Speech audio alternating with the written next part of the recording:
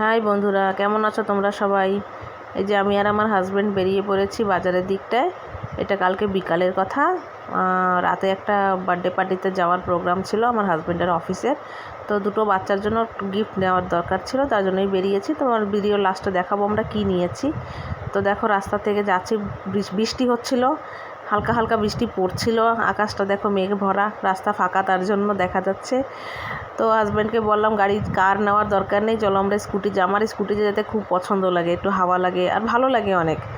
গাড়ির ভেতরে অত মজা নেই যত স্কুটিতে মজা আছে।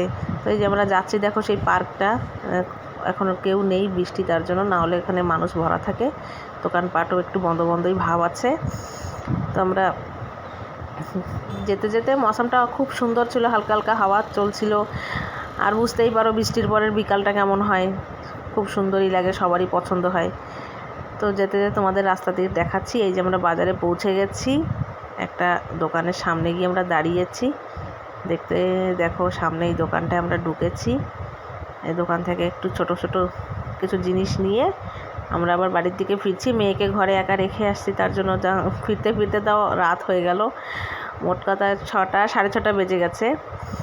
তো একটু অন্ধকার অন্ধকার হয়ে গেছে, তো আমরা ঘরের দিকে যাচ্ছি। তো তোমাদের কেমন লেগেছে তোমরা বলবে আমাকে।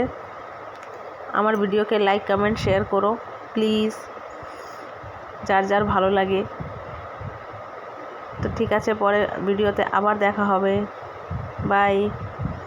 এই দেখো দেখানো হচ্ছে দুটো ছোট ছোট জিনিস আমরা নিয়েছি, বেশি বড় জিনিস না, তবে ঠিক আছে, বাই।